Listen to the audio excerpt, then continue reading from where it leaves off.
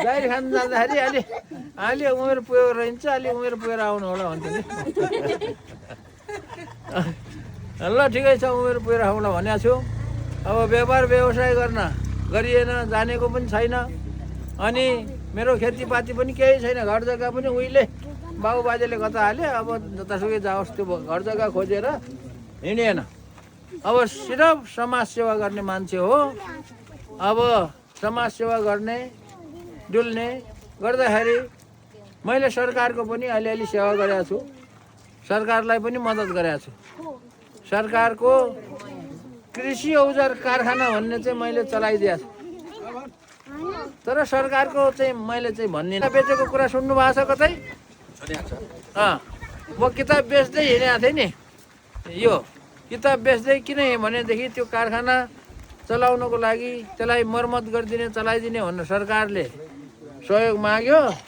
पैसा दिन्छु पनि भन्यो, लेखेरै दियो, तर पैसा दिएन। त्यही भएर म आफैले मेरो आत्मकथाको किताब लेखेर किताब बेच्दै नेपालभरि बेचेको। सुदूरपश्चिमबाट बेच्दै सुदूर पूर्वसम्म गएको हो। र मैले 526 दिन किताब बेचेको। 526 दिन 18 महिना किताब बेचेँ र पैसा पनि जम्मा गरेँ। झन्डै 12 करोड रुपियाँभन्दा बढी पैसा त्यति नाफा भयो त्यति किताब बेच्दाखेरि। अति त्यही पैसाले त्यो सरकारको कारखाना चलाइदिएको छ। त्यो सरकारलाई सघाएको हो, त्यो मद्दत गरेको। त्यो कारखाना चलाएर हामीले चाहिँ कुनै भनौँ न नाफा खाने, जागिर खाने भनेर चलाएको होइन। एक पैसा पनि हामी लिँदैनौँ, म लिन्न। तर सरकारलाई चाहिँ सहयोग गरे हो।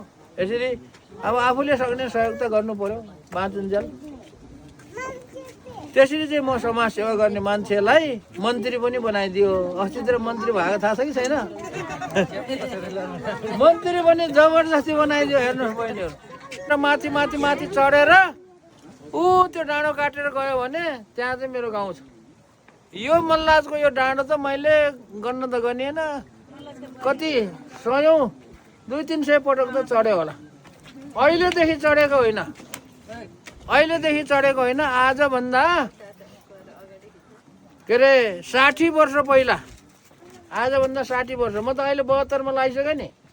आजभन्दा 60 वर्ष पहिला मैले त्यो मल्लाजको गाउँमा पढेँ। पर त्यहाँ हाई स्कुल त्यति बेला बनिएको थिएन। हाई स्कुल त पछि बनेको। मैले पढ्दाखेरि त 8 कक्षासम्म थियो त्यो मल्लाजमा। त्यो मल्लाजको त्यही दरबारको उतापट्टिको घरमा चाहिँ एउटा घर थियो, त्यहाँ पढेको। अनि त्यहाँ पढ्दाखेरि घरमा जाने आउने त्यति बेलै कतिपल्ट चढियो। र पछि चाहिँ म अमेरिकाबाट फर्केर पढेर, अमेरिकामा गएर पढेर